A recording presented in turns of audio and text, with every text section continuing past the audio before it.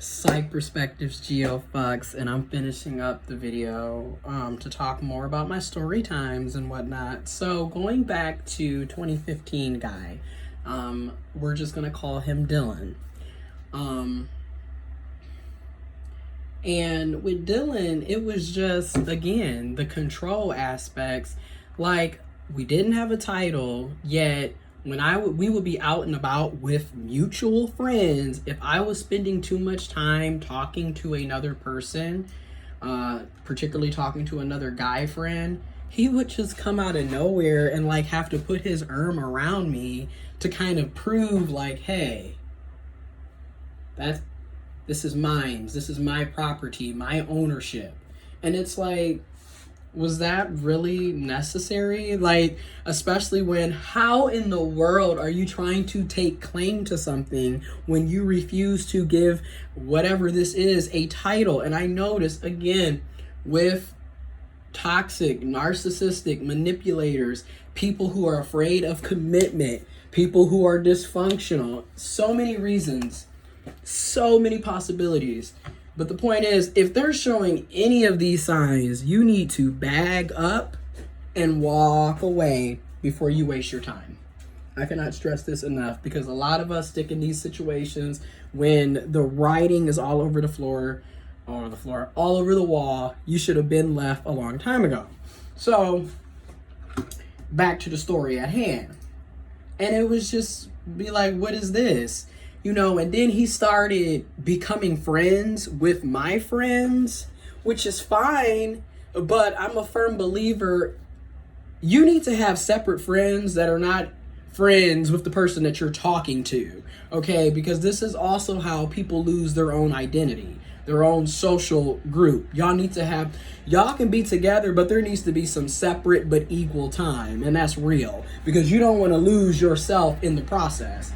And he started like becoming friends with my friends, so there was never any like boundaries. So every time I'm thinking I'm about to hang out with my friends and catch up and go out to eat, I would pop up at the restaurant, and lo and behold, guess who's sitting at the table? Dylan.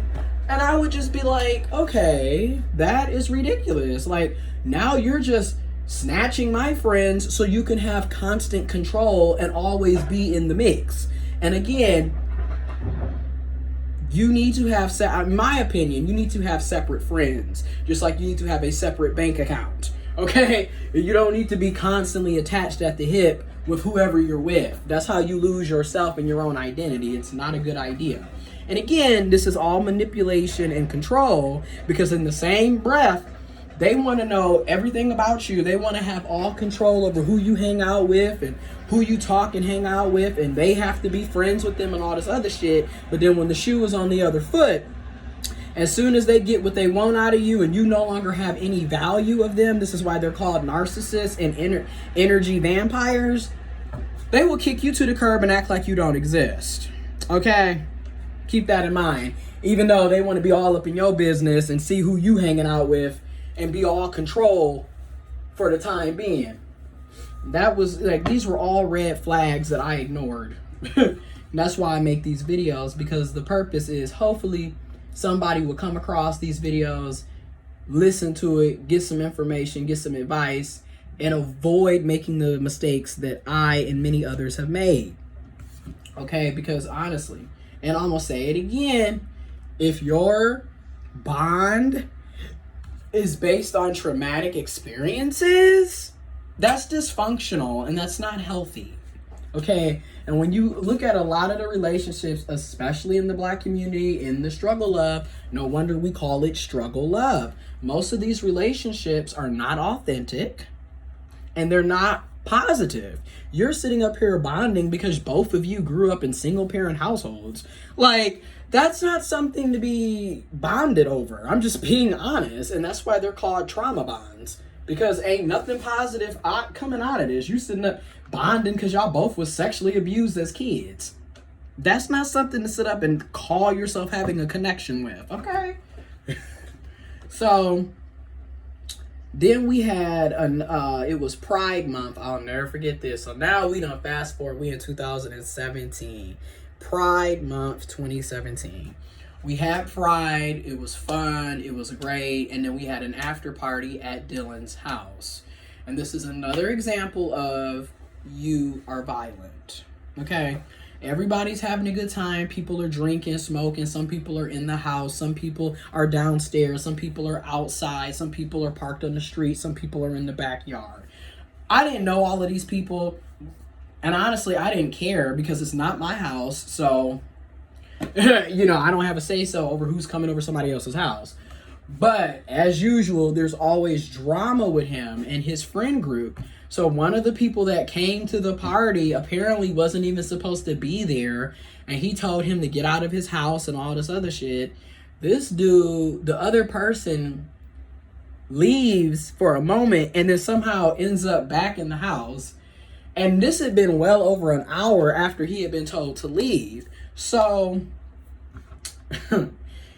Dylan finds out that he's still in the house, so he leaves the table and walks up to the living area where the dude was sitting, and he's telling him, bro, I told you already, get the F out of my house, da da da da da. And I'm sitting there here with a fifth of Hennessy thinking, this ain't got nothing to do with me. Hey, and my other friend, shout out Mr. Westernizer, you already know, he was there, and we was just minding our own business as usual. Boom, boom, boom. Next thing we know, Dylan done went and grabbed a baseball bat, comes back in to the living room, grabs the baseball bat, hits the chair where the guy is sitting, and get the F out of my house. You already know I ain't on that, blah, blah, blah. And now everything stops. Everybody's sitting there like, the other dude, I ain't finna do nothing. We friends. It's all love. He's clearly drunk. Everybody's drunk. Everyone's under some type of influence. Okay? Add in toxic masculinity.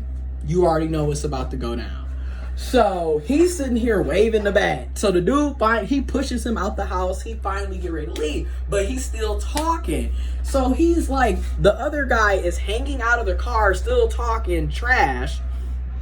Dylan is getting more and more upset. Next thing I know, Dylan takes the same bat and like bangs the bat into the door of the car where the guy is hanging out of. Everybody starts dispersing. Oh shit, it's about to go down. People leaving. Somebody called the police. It was just so much going on. And once again, I'm sitting there with the fifth of Hennessy trying to break up an unnecessary altercation. So Dylan gets mad. He tells everyone, y'all gotta get the F out of here. Everybody go now. Da da da da da.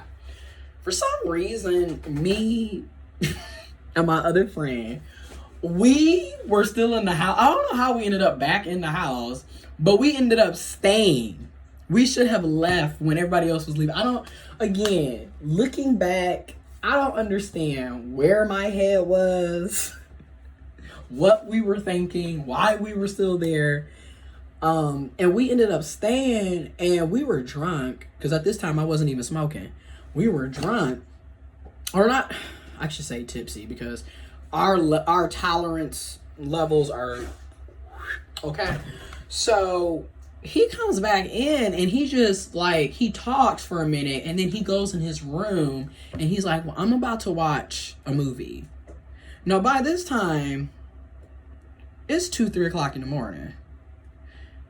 Now, you see how, like I said in the previous video, your mood changes are out of control. Like, how do you go from, I'm about to kill this mother effer, swinging baseball bats, to, well, now I'm about to watch a movie?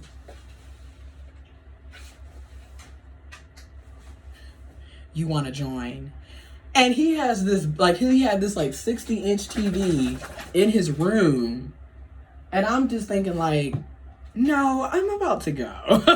Like, finally, common sense, like, hit me. Like, let's go. So I'm about to leave, and he's like, really? And I'm like, yeah, I'm good. So we leave. He's like, well, text me when you get home so I know you're safe.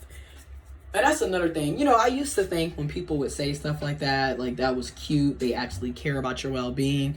Not when you're dealing with someone who's controlling.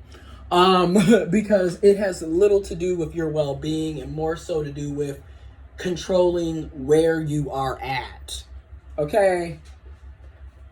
I found that out later on in the process. Anyways, so I leave. I take my friend to his house, and then I leave and get to my house. Whatever. Next story coming up, because you would think after that night it would have stopped. Nope. The following night or the following day it continues.